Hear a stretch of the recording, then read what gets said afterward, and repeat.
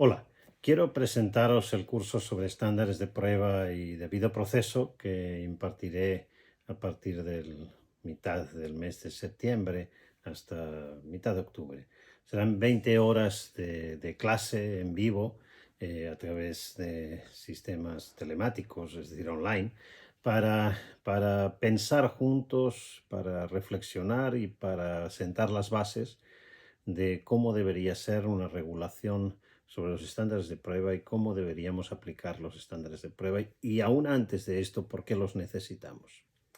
El concepto de estándar de prueba es uno de los conceptos en el ámbito probatorio, del derecho probatorio, más esquivos, probablemente menos tratados en el ámbito de la cultura jurídica eh, digamos, de los países de extracción romano-germánica. La nuestra, y desde luego así es en los países de habla hispana, de habla portuguesa, italiana, etc. Sin embargo, es absolutamente central. ¿Por qué necesitamos justificar en toda decisión judicial, pero no solo, también en las decisiones administrativas, por ejemplo, que hay elementos de juicio suficientes para considerar probada o para acreditar a los efectos de la decisión que hay que tomar una hipótesis fáctica? Y esos elementos de juicio suficientes no pueden depender del convencimiento personal del juzgador, porque esa es y ha sido una cuestión meramente subjetiva. En este libro, Pruebas sin convicción, estándares de prueba y debido proceso, tematicé de una forma bastante completa, creo, o eso creía, en 2021, el tema de los estándares de prueba y cómo puede funcionar. Creo que las bases están ahí sentadas y desde luego usaré este material como base para mi curso. Pero me gustaría que el curso sirviera también para presentar y para discutir y para pensar juntos todo un conjunto de temas que desde luego no están desarrollados y que me parecen de la máxima importancia. Déjenme que les mencione unos poquitos de ellos, simplemente así, como flash, para pensarlos. ¿Qué sucede, por ejemplo, en los casos de corrupción o de delitos vinculados, por ejemplo, al tráfico de drogas y su extensión en los procesos de extinción de dominio? A los efectos de la extinción de dominio, ¿aplica el estándar de prueba previsto para el proceso penal? Si la respuesta es que no, y digamos, los documentos internacionales suelen decir que es la probabilidad prevaleciente, entonces cabe perfectamente la inocencia, es decir, la presunción de inocencia, la absolución en el proceso penal, pero la extinción de dominio. Lo hemos pensado bien. ¿Qué sucede respecto de las medidas cautelares? La prisión preventiva, desde luego. Piensen, por ejemplo, en México, que se ha debatido tantísimo a partir de la jurisprudencia internacional, Corte Interamericana, sobre la prisión preventiva de oficio, es decir, la oficiosa.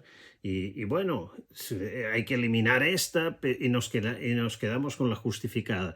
Pero ¿cuándo está justificada? ¿En qué circunstancias puede decirse que hay fumus comissi delicti, es decir, que hay elementos de juicio suficientes?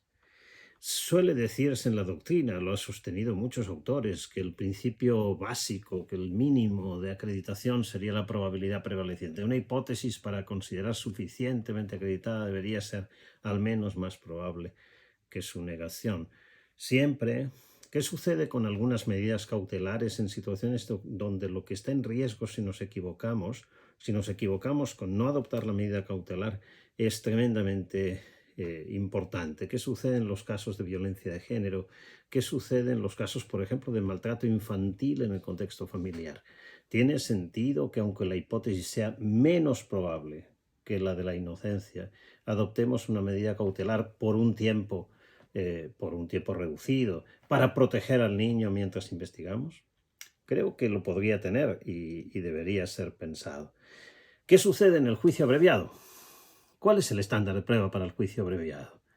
¿El mismo que para la condena en juicio ordinario, es decir, después del juicio oral?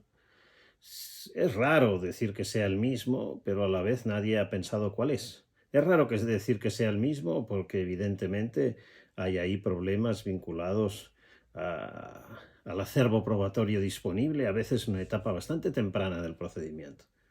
Pero a su vez ¿Estamos dispuestos a condenar con un estándar de prueba muy bajo solo porque ha sido aceptado por la persona imputada, quizás bajo presión?